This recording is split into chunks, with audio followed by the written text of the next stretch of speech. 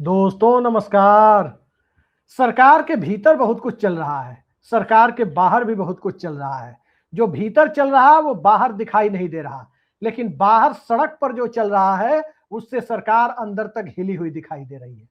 आखिर सत्ता के समीकरणों को इस देश के जेनजी ने कैसे प्रभावित किया है? धर्मेंद्र प्रधान के इस्तीफे के बाद पेपर लीक का सॉल्यूशन भले ही ना निकला हो, लेकिन इस देश की जेनजी के बीच सत्ता को लेकर, पावर कॉरिडोर को लेकर और पावर इक्वेशन बनाने में माहिर लोगों की भूमिका को लेकर जिस ढंग से सवाल खड़े हो रहे हैं, उन सवालों के आईने में कहीं सत्ता अपने पावर इक्वेशन को दुरुस्त करने के लिए अपने पावर कॉरिडोर को दुरुस्त करने की तैयारियों में तो नहीं लगी हुई है।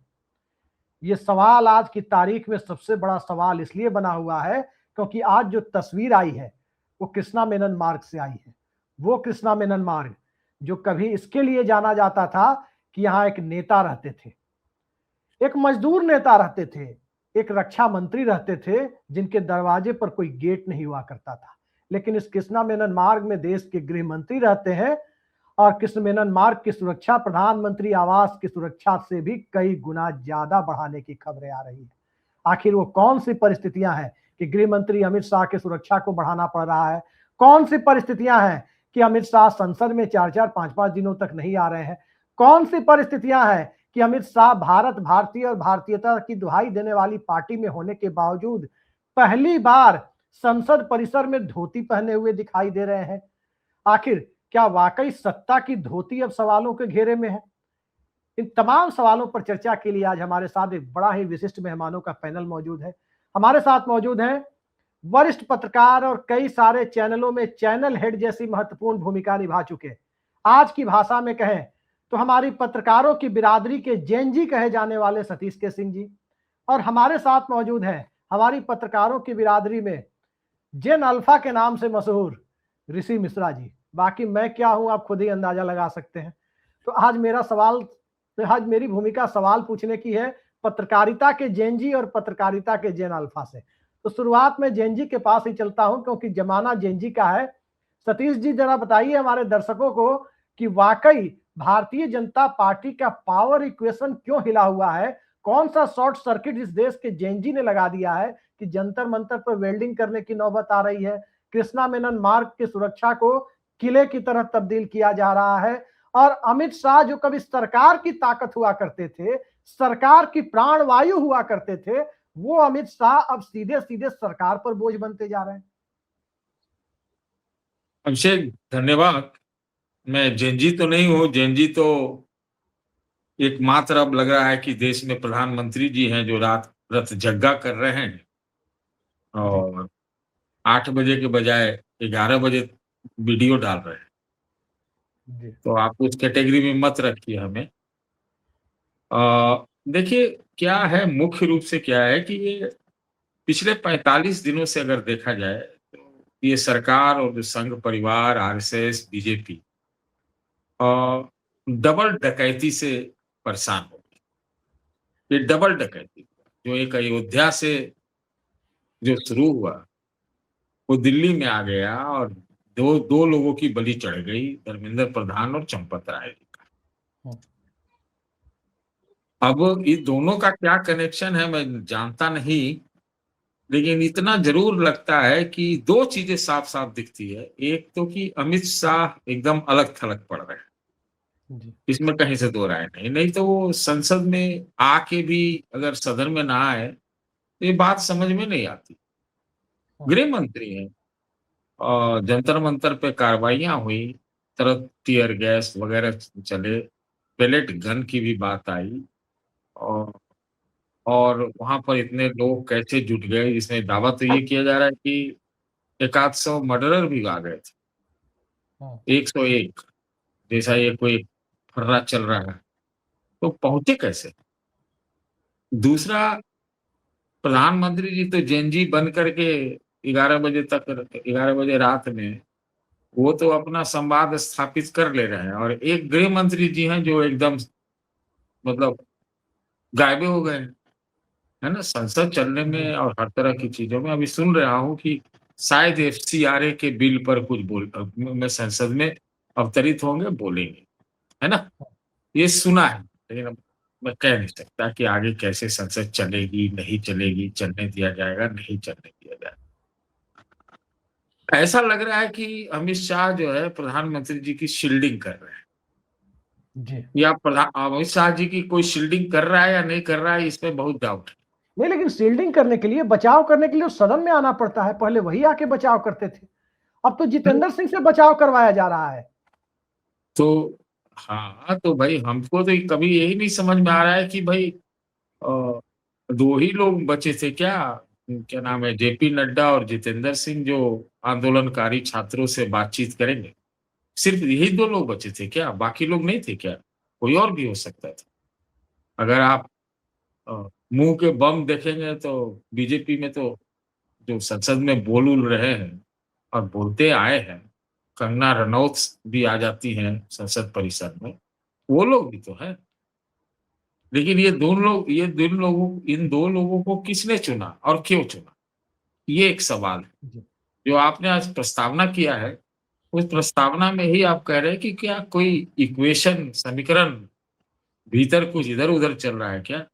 जी। अपुष्ट खबरों के हिसाब से अगर आप बात करें और पर्दे पर, टीवी स्क्रीन्स पर आप बीजेपी वालों से बात करें तो बड़ा ही दूसरा बोल रहता है, लेकिन आप जैसे ही कैमरा से हटे तो बात कुछ दूसरी होने लगी। ये मैं जी। आपको कह, तो सब कुछ सामान्य तो नहीं दिखता है।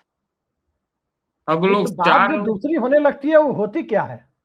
हमारे दर्शकों देखिए, को अब देखिए, देखिए यहाँ क्योंकि सब वो कुछ अनफिल्टर्ड है, आप बता सकते हैं। यहाँ कोई गोदी मीडिया नहीं है जहाँ नहीं, नहीं, बताने पर नहीं, रेस्ट्रिक्शन है। नहीं, यहाँ पर रिस्ट्रिक्शन कहाँ, वहाँ भी मेरे ऊपर तो रिस्ट्रिक्शन नहीं रहता। जी। वहाँ हम सँभाल लेते हैं, जी। है ना? जितना भी मौका मिलता है मैं कोशिश करूँ तो और चढ़ के बात कर सकता हूँ।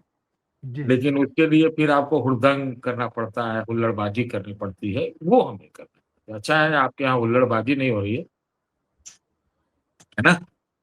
तो बात क्या होती है मोटे तौर पर, भाई चूँकि निजी बात होती है तो मैं उसको सार्वजनिक करना उचित नहीं समझता। लेकिन ज़रूर एक सन्नाटा है और ये पूरे 20 तारीख को जो कांड हुआ, अ, वो 20 तारीख की नौबत कैसे आई? जी। और क्या 20 तारीख के का जो कुछ भी घटनाक्रम हुआ उससे चीज़ें बिगड़ी क्या? ये सवाल बहुत बड़ा है। कि 20 तारीख तक तो सब कुछ ऐसे नेपथ्य में चल रहा था, चुपके-चुपके, धिरके वगैरह चल रहे थे।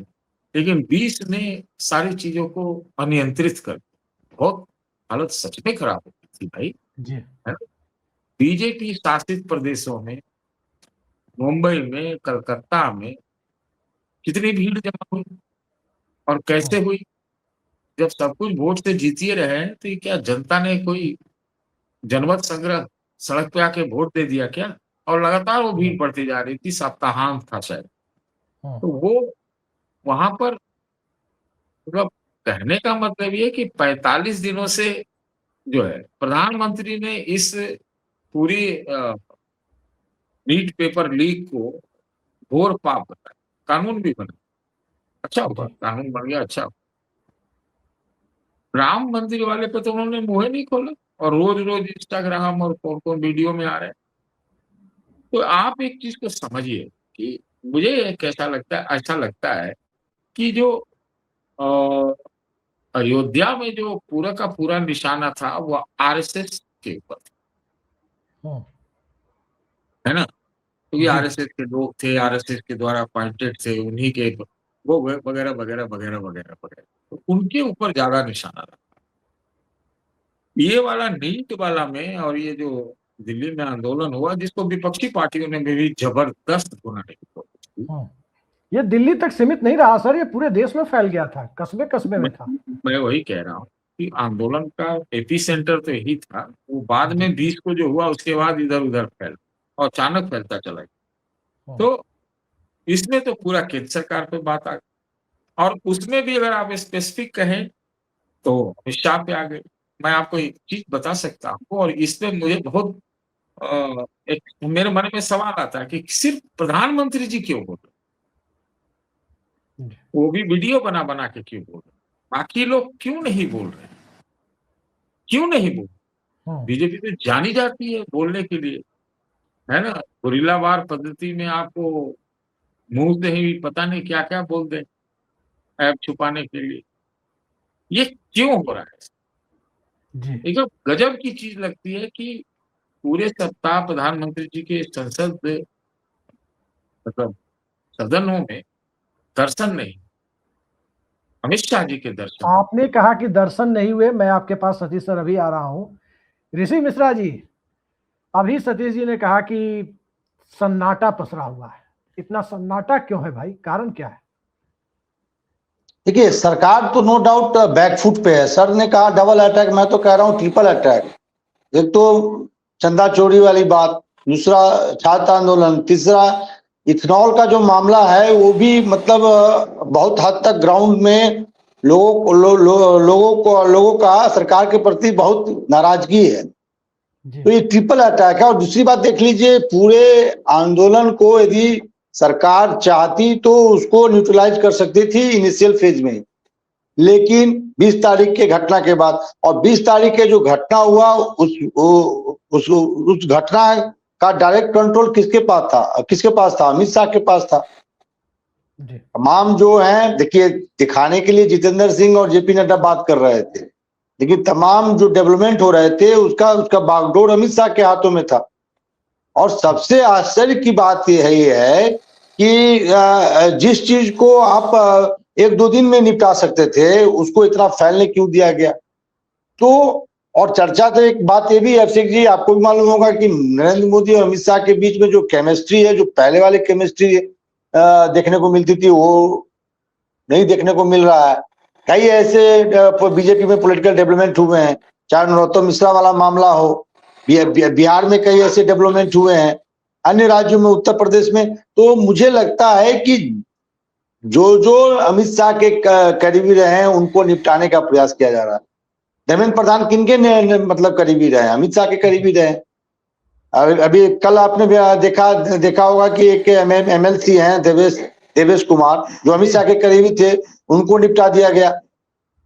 जब आपको निर्णय लेना ही था तो पहले ले लेते। उपेंद्र कुशवाहा के बेटे को, नरोत्तम मिश्रा, और नरोत्तम मिश्रा अमित शाह के बहुत मतलब एक लेफ्टिनेंट माने जाते थे उत्तर प्रदेश और मध्य प्रदेश में, और उनको एक तरह से कॉन्फिडेंस था कि टिकट मिल ही रहा है, लेकिन एकाएक टिकट काट दिया जाता है।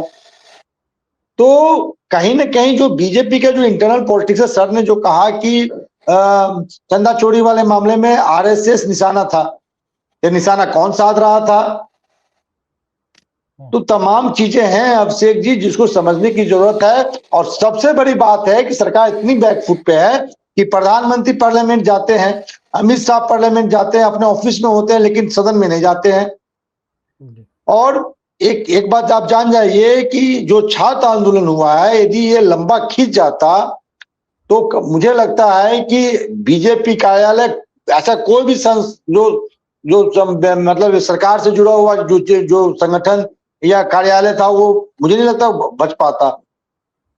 जबरदस्त गुस्सा है। और देख लीजिए, कई ऐसे भी बाई इलेक्शन हो रहे हैं ना, उसके नतीजे देखिएगा, इन चीजों का इम्पैक्ट पड़ रहा है। तो सरकार के जो रणनीतिकार हैं अमित शाह की तरफ से कहीं ना कहीं गलतियां हुई है।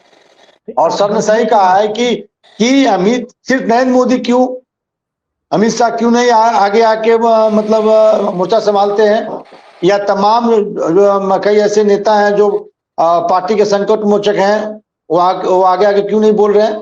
तो तमाम चीजें हैं। मुझे लगता है अभिषेक जी, शॉर्ट में बताऊं, इंटरनल जो केमिस्ट्री है बीजेपी का, पूरा गड़बड़ाया हुआ है। और मुझे जो महसूस हो रहा है कि नरेंद्र मोदी और अमित शाह के जो केमिस्ट्री पहले थे, और उसमें कुछ न कुछ खटास आई है, दूरियां आई है। जी सतीश सर, जो बात ऋषि कह रहे हैं कि खटास आई है और दूरियां आई है, और इस परिप्रेक्ष्य में हम देखें तो 2-3 चीजें दिखाई दे रही है। पहला, जो आपने जिक्र किया कि इंस्टाग्राम पर प्रधानमंत्री आ जाते हैं, और इंस्टाग्राम वाली भाषा मुझे समझ में नहीं आती है। हाय फ्रेंड्स, गाइज, भाईज, भेजा फ्राई, जो भी करें, वो भाषा जो भी लोग करते हैं इंस्टाग्राम पे, वो मुझे समझ में नहीं आता। लेकिन प्रधानमंत्री उससे यूज्ड टू होने की कोशिश कर रहे हैं, इस बात के लिए उनकी तारीफ बनती है। सवाल ये है, आपने लंबे समय से पार्लियामेंट को कवर किया है, बहुत लंबे समय से। 6 दिसंबर 92 को जब बाबरी विध्वंस हुआ था, उसके बाद भी SB चौहान जो गृह मंत्री थे, सदन में उन्होंने सरकार की तरफ से अपने मंत्रालय के विफलता के बावजूद बयान देने से भागे नहीं थे, वो आ रहे थे, बयान दे रहे थे, क्रिटिसाइज हो रहा था। ठीक इसी तरह से दूसरे मसलों पर आप देखें, गृह मंत्री या विभागीय मंत्री अक्सर सवालों का जवाब देने से हिचकते नहीं है, सदन को स्किप नहीं करते। सदन को स्किप करने की जो नौबत आ रही है, ये सिर्फ भारतीय जनता पार्टी के अंदर का पावर इक्वेशन है, या संघ और भाजपा के रिश्तों के बीच में कुछ खटास है, या जिस ढंग से सत्ता का जो डर सामने दिख रहा है कि किले नुमा एक किला में तब्दील कर दिया गया है अमित शाह के रहने वाली स्ट्रीट को, उनके आवास को, ये क्या है? नौजवानों से इतना डर, ये क्या मैसेज पूरी दुनिया में जा रहा है? देखिए, अमित शाह तो विदेश भी नहीं जाते हैं, मोदी जी तो रह के निकल ही आते हैं, मगर चले ही जाते हैं। तो ये तो यही रहते हैं और पूरी तरह से हर चीज पर कंट्रोल भी रखते हैं और हर चीज उनकी नजर से गुजरता है। कुछ भी हो तो अमित शाह के पास, है ना? अब उनको इतनी सुरक्षा रहनी पड़ रही है, तो भाई मोटी बात यह है कि इसमें एक ही सवाल होगा ना कि भाई गृह मंत्री की सुरक्षा अभेद होनी चाहिए, इसमें कहां से दो राय? इसमें किसी को चाहे कोई भी सरकार जी बिल्कुल, लेकिन अचानक से एकदम इस ढंग से होना और उनका एक प्रकार से नदारद, सुरक्षा अभेद होना तो बात आपकी समझ में आती है, सांसदों से भी डर लग रहा है क्या उन्हें कि संसद में नहीं जा रहे, सदन में नहीं जा रहे? उनसे कौन सा डर? नहीं, देखिए उनको थोड़ा बच रहे होंगे क्योंकि नारेबाजी तो उन्हीं के खिलाफ होगी या फिर उन्हीं को पॉलिटिशियन कहीं निशाना नारेबाजी साधा से जाएगा। डरता है? अरे अमित शाह का तो सबने इस्तीफा मांग लिया, मोदी का किसी ने इस्तीफा मांगा क्या? नहीं समझे आप भाई? सरकार के मुखिया ये है, लेकिन विपक्ष तो उनका मुखिया मतलब पिछले कई दफे मांग चुका है जी, लेकिन इस बार मांग ही नहीं रहा है, खाली अमित शाह का मांग रहा है। आप सोचिए, या तो पहले प्रधान जी गए तो प्रधान जी का इस्तीफा था, प्रधानमंत्री का किसी ने नहीं मांगा। मैं नहीं कह रहा हूं कि वो मांगे, वो हमारा वो कहना नहीं है, लेकिन अब तक नहीं मांगा तो अब क्या मांगे? एक बात बोल रहा हूं, तो क्यों खाली अमित शाह का मांगा जाए? इस चीज को समझने की आवश्यकता है। दूसरी बात मैं कहता हूं कि अब चलिए, जैसे जो संघ परिवार है वो एकदम आप समझिए कि प्याज के जैसा है, परत दर परत छीलते जाइए, पता नहीं चलेगा कहाँ क्या कुछ है। अयोध्या में आरएसएस पर ये निशाना आया, नीट में या बाद में जो घटनाएं हुई उसके लिए अमित शाह पे आए, और इसके बाद भी आप देखिए कि कुछ ना कुछ डैमेज कंट्रोल करने का प्रयास किया जा रहा है, लेकिन उसमें डैमेज हो जाए। प्रधानमंत्री जी ने माफ तो कर दिया लोगों को, बच्चों, है ना? खेद व्यक्त नहीं किया। हमको लगता है खेद व्यक्त करने का काम प्रधानमंत्री क्यों माफ कर रहे हैं बच्चों को? उन्हें तो देश से माफी मांगनी चाहिए, उनकी पुलिस ने पैलेट गन चलाया ये है। हम क्यों बोले भाई माफी मांगनी चाहिए? विपक्षियों को छोड़ दीजिए ना, वो जो कह रहे हैं वो तो कहा है उन्होंने। ये उल्टा प्रधानमंत्री माफ कर रहे हैं, तो लोकतंत्र में पहली बार मैं सुन रहा हूं कि प्रधानमंत्री ही जनता को माफ कर रहे हैं। देखिए भाई, प्रधानमंत्री के ऊपर तो आ रहा है ना, वो तो क्लीन चिट हो रहे हैं ना। आप समझिए इस चीज को कि वो तो माफ कर रहे हैं, अपने तरफ से उदारवादी एकदम बड़ा दिल दिखाने का प्रयास कर रहे हैं। तो लेकिन बाकी लोग तो अमित शाह का इस्तीफा मांग रहे हैं, जो विपक्षी पार्टियां। हम एक चीज जानना चाहते हैं सर आपसे, खुल के आप बताइए, जो आपकी पहचान रही है उसके उस अनुरूप आप बताइए, उस पहचान के अनुरूप आप न्याय नहीं कर पा रहे आज कम से कम, इसलिए मुझे कहना पड़ रहा है। ये बताइए कि यही प्रधानमंत्री है जो अक्सर आज से 1.5-2 साल पहले कहा करते थे कि मैं रोज 1 किलो 2 किलो 2.5 किलो गालियां खाता हूं, उन गालियों को न्यूट्रिशन में बदलता हूं, इस तरह की बात वो कह रहे थे। और अब प्रधानमंत्री को गालियां बुरी लग रही है और वो माफ करने की बात कर रहे हैं। ये इतना बड़ा मेटामॉर्फोसिस, इतना बड़ा बदलाव कैसे हो गया है प्रधानमंत्री में? अरे कोई कुछ करने की आवश्यकता नहीं थी, दोनों में से एक कोई खेद व्यक्त कर देते तो काम चल जाता। लेकिन हमको लगता है प्रधानमंत्री जी बड़ी लकीर पार करके अपना छवि बनाना चाहते हैं, और इसमें जो है अमित शाह जी निपट रहे हैं, माने अमित शाह जी ज्यादा बदनाम हो रहे हैं। यही हो रहा है ना, और क्या हो रहा है? जब जैसे मैंने आपसे कहा कि ये प्याज की तरह है पूरा परिवार, आप समझ लीजिए, छिलते जाइए, पता नहीं चलेगा कहां से क्या। अब अयोध्या हुआ तो मेरी समझ से योगी पर कोई सवाल नहीं उठा, ध्यान से सुनिएगा जो बोल रहा हूं, कोई सवाल नहीं है ना। जी आरएसएस पर सवाल जरूर उठा। अमित शाह तो वहां से भी नदारद थे। अमित शाह तो उद्घाटन हुआ तो उसमें भी शायद नहीं गए थे। तो अमित शाह इधर किन चीजों में लगे हुए थे? अमित शाह बिहार में, बंगाल में लगे हुए थे और मेरे ख्याल से उनका सेहरा बनता है उन्हीं के प्रबंधन में, कैंपिंग से जिस प्रकार से हुई ये जीत हुई। जी तो अमित शाह का कद तो बहुत बढ़ता जा रहा था, इसमें दो राय हमको लगती नहीं। बड़ी बात आप कह रहे हैं, बड़ा इशारा आप कर रहे हैं। एक सवाल मेरा सतीश सर से भी है कि देखिए सतीश सर, बीच में सॉरी इंटरप्ट कर रहा हूं, कि क्या अमित शाह को आरएसएस पसंद नहीं करती है? ये जो मतलब जो प्रकरण हुआ है जिसमें अमित शाह को मतलब अमित शाह के प्रति घेराबंदी विपक्ष कर रही है, सरकार के लोग भी साथ नहीं दे रहे हैं जितना मतलब खुल के देना चाहिए, चाहे वो बीजेपी के लोग हो या सरकार के लोग हो, एक तरह से चुप्पी है। तो कहीं ना कहीं संघ के तरफ से घेराबंदी तो नहीं है अमित शाह के प्रति, क्योंकि नरेंद्र मोदी के बाद वो नेक्स्ट प्राइम मिनिस्टर के सबसे प्रबल दावेदार है। देखिए, अब ये तो कयास की बात होगी, लेकिन ये हो सकता है, ये हो सकता है। और आपने शुरू में ही दावा किया कि कुछ इक्वेशन कुछ इधर उधर हो गए हैं क्या, जो एक पूरा वेवलेंथ था ये प्रधानमंत्री से, ये पता नहीं, मुझे मालूम नहीं कैसे पता चलेगा। लेकिन हाँ, इतना जरूर कहेंगे कि इस पूरे दिल्ली के एपिसोड में जो निपटा वो भी धर्मेंद्र प्रधान जो निपटे, वो भी तो अमित शाह जी के ही बहुत क्लोज थे, है ना। सारे चुनाव के अगर सेनापति अमित शाह थे तो नंबर 2 पर आप उनको रख सकते हैं, नंबर 2 या नंबर 3 पे निश्चित रूप से उनको रख सकते, जब बिहार हो सब जगह। तो वही निपटे। उससे पहले एक अमित शाह के जो लॉयलिस्ट थे, जो कहा जाता है कि लॉयलिस्ट हैं, उनके पूरा दफ्तर खाली कर दिया गया। भूपेंद्र यादव, है ना, अध्यक्ष बन गए बिहार के एक एमएलए राष्ट्रीय, है ना। और आपको एक और बात बताऊं, मुझे किसी ने बताया था कि जब नितिन नवीन लखनऊ गए थे बीच में चंदा चोरी के बाद ही, तो भीड़ ही नहीं जुटी जहां पर हनुमान जी का एक वो निकाला गया था जी, है ना। भीड़ ही नहीं जुटा। लोग कहते थे कि भाई नितिन नवीन की सभा में इतनी भीड़, उससे ज्यादा तो लखनऊ में पोस्टर लगे हुए थे, पोस्टर।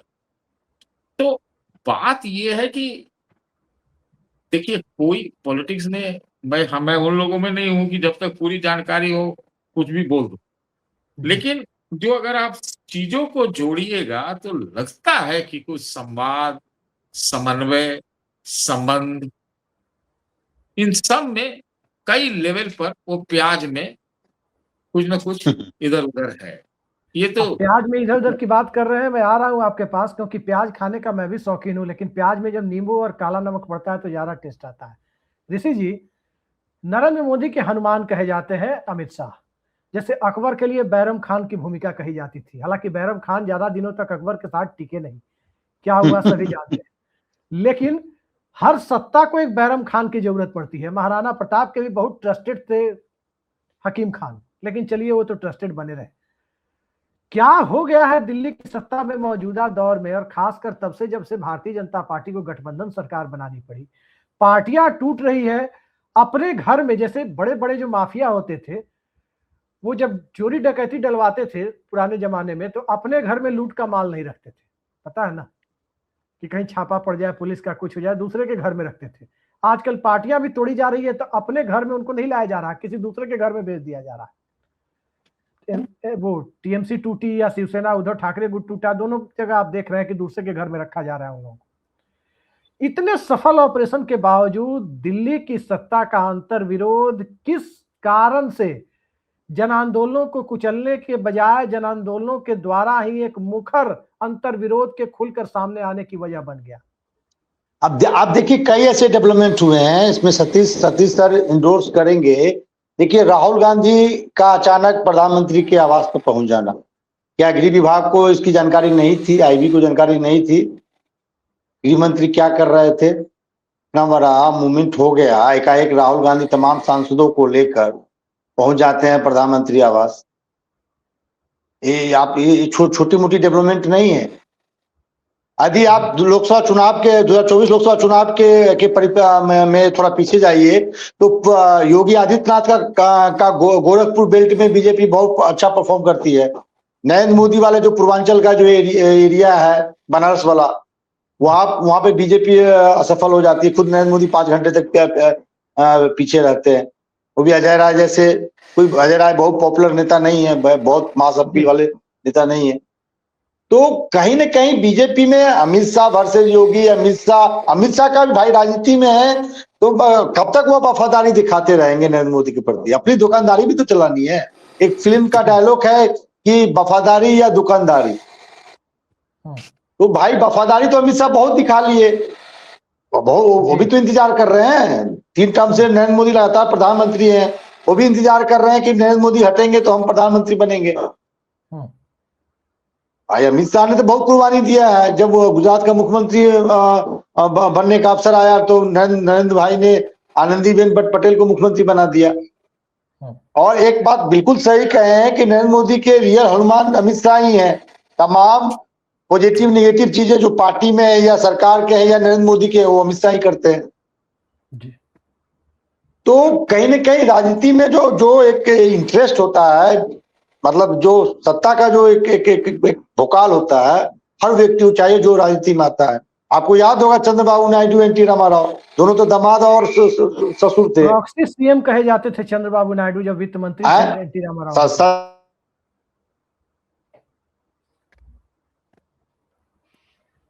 ऋषि जी का संपर्क हमसे टूट गया है।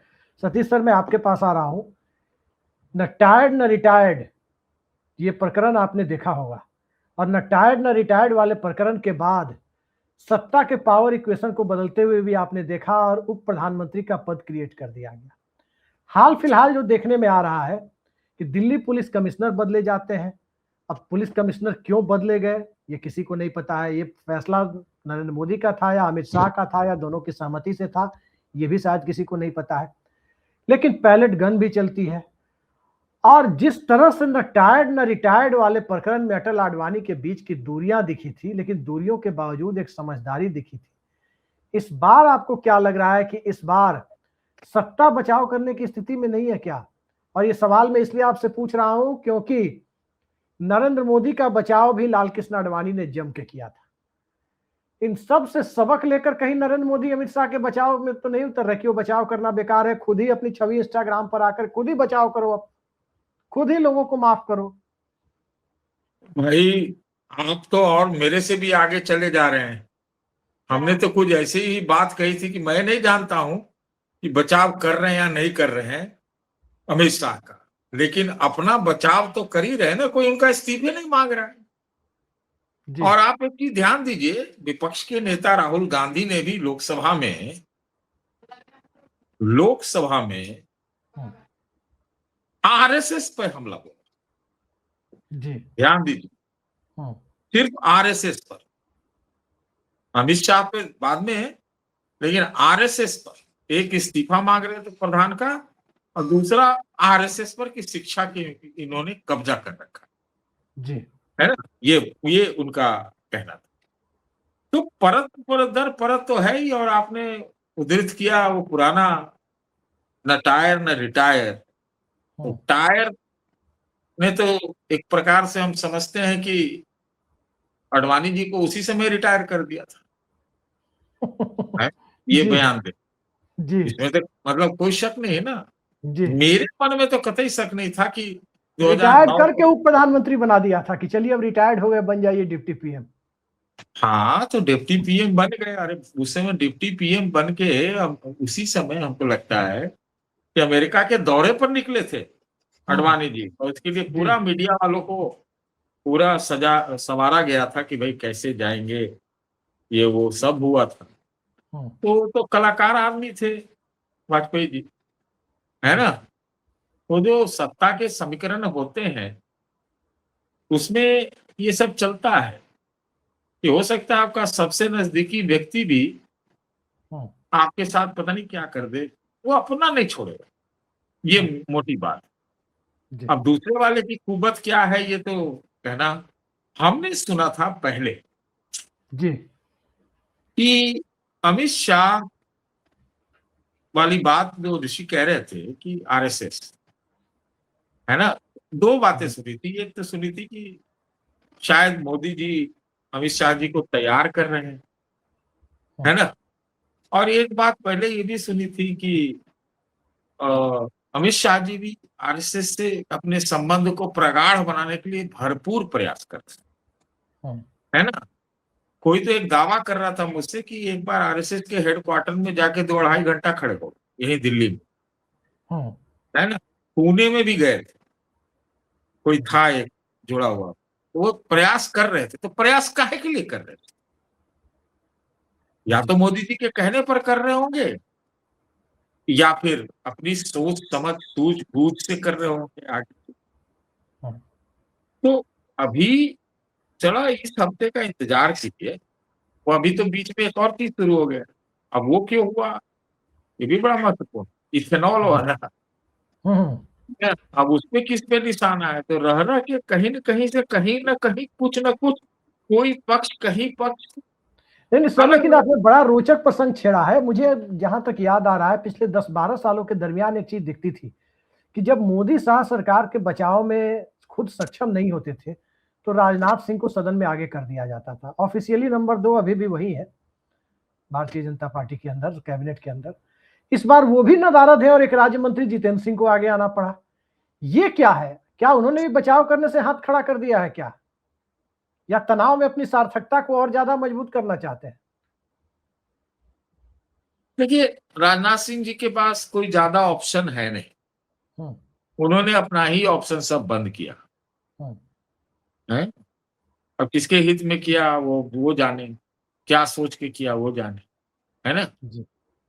तो उनके हाथ में वो कुछ ऐसी चीजें नहीं है। वो तो ये भी कहते थे कि इस सरकार में इस्तीफे नहीं होते, है ना। तो अब ना राजनाथ जी अभी योगी से कंपटीशन करने लायक है, ना मोदी से कंपटीशन करने लायक है, और ना ही अमित शाह से कंपटीशन करने लायक। तो अभी हमको लगता तो है मैं सवाल इसलिए पूछ रहा हूं सर, क्योंकि आपने कवर किया है और देखा है। जब मुरली मनोहर जोशी राष्ट्रीय अध्यक्ष थे भारतीय जनता पार्टी के, तो आडवाणी बनाम जोशी का शीत युद्ध चरम पर था। तो अटल बिहारी वाजपेयी ने ऐसे ही अपने आप को चुपचाप शांत कर लिया था कि जो हो रहा है होने दो, और तनाव में सार्थकता उन्हें भी नजर आ रही थी। लॉटरी उन्हीं की लगी थी 1-2 साल बाद। किसकी लॉटरी लगी थी? अटल बिहारी वाजपेयी की लगी थी। जैन हवाला मामला आने के वक्त ही लग गई थी कि आडवाणी जी जा रहे हैं जैन हवाला मामले में। मौजूदा एपिसोड में किसकी लॉटरी लगी? ये तो मैं आपसे पूछ रहा हूं। हमको तो लग रहा है कि लॉटरी में किसी का लॉटरी नहीं लग पाए, ये आप सोचिए। जी कभी कभी क्या होता है ना कि ज्यादा लॉटरी खेलने में गड़बड़ा जाता है। जेएनजी लॉटरी नहीं लगने देगा क्या किसी की भी? नहीं, देखिए, अब हम इस तरह से नहीं बात कर सकते, है ना। अब कौन जेएनजी को अपने साथ ज्यादा कर लेता है और क्या क्या चीजें देश में होती है, ये सब महत्वपूर्ण है ना। भाई देखिए, एक बात तो आपको मानना पड़ेगा ना, चुनाव तो सब बीजेपी जीतती जा रही है ना। बीजेपी के जीतने का मतलब आप बीजेपी के भीतर जाना चाहते हैं, तो आज के डेट में इतना तो मैं जरूर कहूंगा कि बीजेपी में अमित शाह का धाक अब से कुछ दिन पहले तक बहुत बढ़ा हुआ था, निश्चित रूप से। अब आगे क्या ये रूपांतर होता है हम नहीं कह सकते भाई। उधर से फडणवीस भी हैं, इधर से योगी भी हैं, मोदी जी जा कहाँ रहे हैं, वो तो है ही है। तो आगे देखने लायक होगा ना कि आगे क्या होता है। इतना आसानी से आजकल कुछ पता भी नहीं चलता है। हालांकि मैं इतना जरूर बताऊं कि अब कुछ कुछ पता चलने लगा है, ये बीच में एकदम गायब था। इधर से कुछ सर पता आप जो नहीं। बातें कह रहे हैं, एक से एक रोचक तथ्य निकल रहे हैं और मुझे पूछना पड़ जा रहा है। आप कह रहे हैं मोदी जी जा कहाँ रहे हैं, और हम आपसे पूछते हैं सीधे सीधे कि जेएनजी उनका इस्तीफा मांग नहीं रहा है, जेएनजी अमित शाह का इस्तीफा मांग रहा है। मोदी जी जा कहाँ रहे हैं, ये सवाल जेएनजी को ज्यादा परेशान कर रहा है कि अमित शाह को ज्यादा परेशान कर रहा है, या मार्गदर्शक मंडल की संख्या नहीं बढ़ने की चिंता में डूबे हुए लोगों को ज्यादा परेशान कर रहा है? देखिए, अगर अमित शाह ने कस्में खा ली होंगी कि मोदी के साथ, मोदी के लिए उनको डूब जाना है, तो मैं नहीं कह सकता। लेकिन अमित शाह अपने बारे में मौजूदा परिस्थितियों में क्या सोच रहे हैं, क्या ताकत जुटा रहे हैं, क्या संवाद कर रहे हैं, ये ज्यादा महत्वपूर्ण और किससे कर। बड़ी बात आपने कही। आखिरी टिप्पणी के लिए मैं ऋषि के पास आ रहा हूं। ऋषि जी, सीधा हमारे दर्शकों को बताइए कि जेएनजी एक कुर्सी ले चुका है, एक कुर्बानी ले चुका है धर्मेंद्र प्रधान की, अब किसकी कुर्बानी लेने जा रहा है? क्या इंस्टाग्राम पर हाय गाइस और हाय फ्रेंड्स कहने वाले रात में 11 बजे हैं, उनकी कुर्बानी लेगा जेएनजी, उनकी कुर्सी ले जाएगा, उनका इस्तीफा लेगा, या जो सदन से भागे फिर रहे हैं उनका इस्तीफा लेगा? देखिए, फिलहाल तो एक बात सतीश सर सही कह रहे हैं कि नरेंद्र मोदी का इस्तीफा जेएनजी नहीं मांगा डायरेक्टली, लेकिन जो डेवलपमेंट हो रहे हैं उससे तो, क्योंकि पार्टी और एक तरह से पार्टी और सरकार के चेहरा नरेंद्र मोदी है, नरेंद्र मोदी के कारण ही वोट मिलता है पार्टी भाजपा को।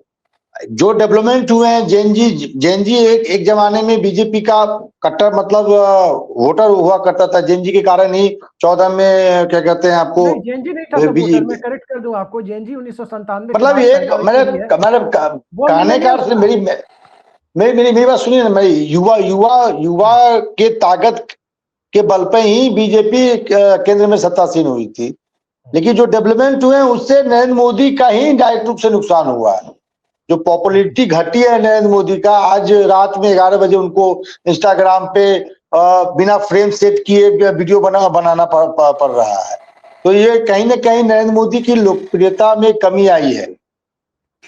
ये बात बिल्कुल सही है। और जिस प्रकार से देखिए, राजा को बचाने के लिए, एक प्रधान को बचाने के लिए धर्मेंद्र प्रधान की बलि ली गई है। यदि धर्मेंद्र प्रधान शिक्षा मंत्री थे तो पूरे मंत्रिमंडल के अगुवा कौन है? नरेंद्र मोदी है। एनटीए में तमाम जो अपॉइंटमेंट हुए होंगे बिना नरेंद्र मोदी के कंसर्न के हुए नहीं होंगे। एनटीए के गठन भी नरेंद्र मोदी के मार्गदर्शन में हुए होंगे।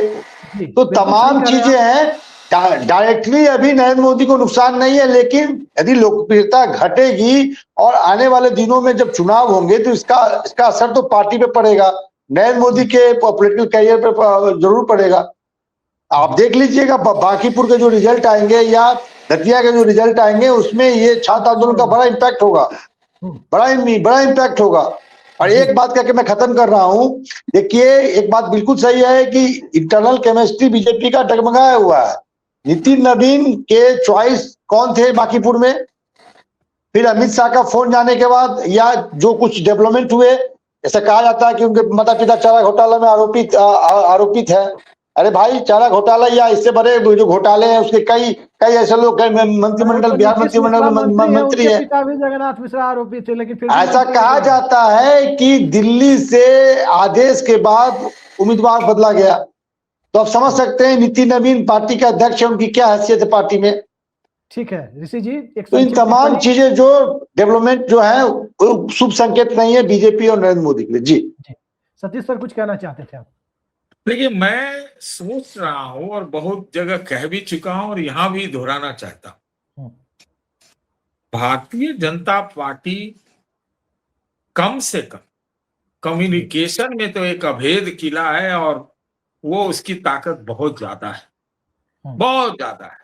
वहां तो हमको लगता है यही प्रशिक्षित किया जाता है कि one track one way communication में सबको ध्वस्त करके रखो। हाँ, लेकिन जेएनजी से कम्युनिकेट नहीं कर पाया।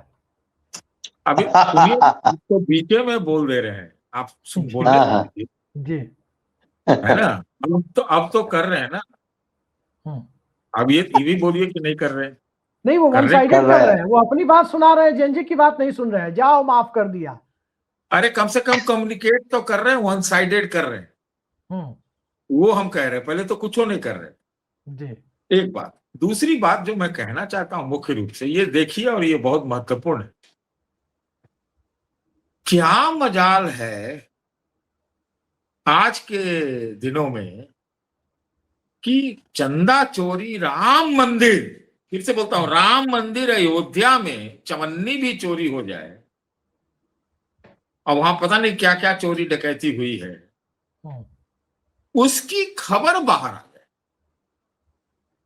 कम्युनिकेशन की दृष्टि से बोल रहा हूं। तो ये मुझे लगता नहीं है कि अपने आप खोजी पत्रकारों ने बड़ा साहसिक काम करके इसको निकाला है। सुनिए, अब तो कहीं से तो निकला है या निकाला गया है, और क्यों निकाला गया, वही बात मैं इधर लाना चाहता हूं, दिल्ली।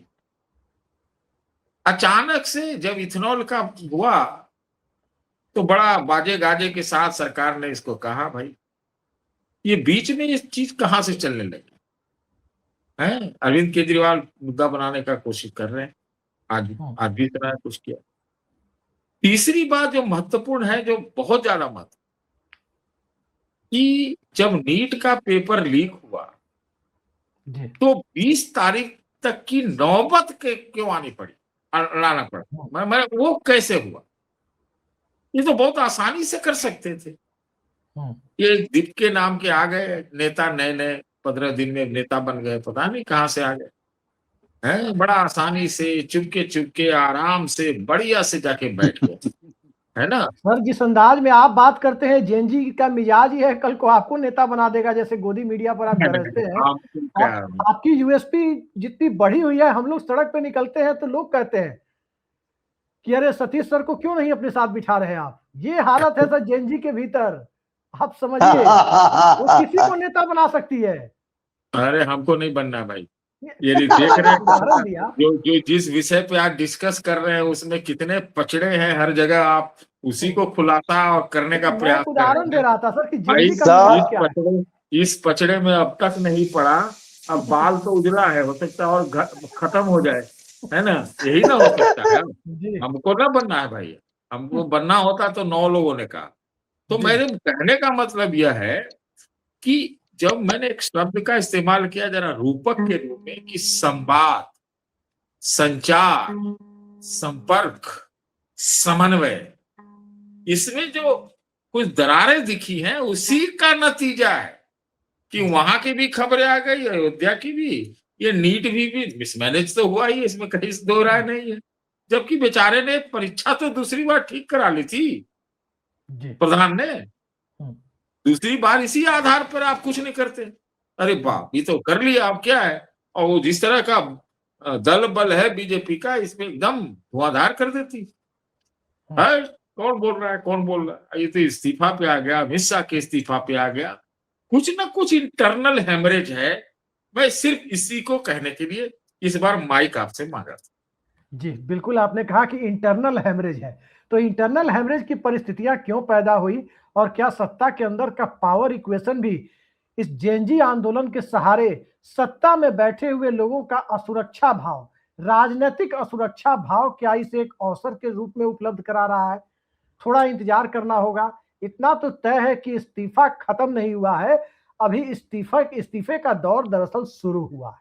अभी देखते जाइए और कितने इस्तीफे सामने आते हैं, कितने विकेट गिरते हैं, और विकेट गिराने की प्रक्रिया के दरमियान कोई नई प्रक्रिया तो शुरू नहीं होती है। क्रिकेट की भाषा में कहें तो सौरव गांगुली कप्तान बने थे तो मैच फिक्सिंग स्कैंडल ने कई बड़े विकेट गिरा दिए थे, और तब जाकर सौरव गांगुली जो नई टीम लेकर के आए, तब उस नई टीम के सहारे उन्हें दादा की उपाधि मिली। मौजूदा दौर में सिस्टम के अंदर का दादा कौन है? संघर्ष कहीं इसी का तो नहीं है। देखते जाइए सिस्टम के अंदर का दादा कौन है। आज के लिए इतना ही। आज इस बेहद सार्थक चर्चा में जुड़ने के लिए सतीश के सिंह जी, ऋषि मिश्रा जी, आपने समय निकाला, खुलकर बातें की, इसके लिए बहुत बहुत धन्यवाद आपका। नमस्कार।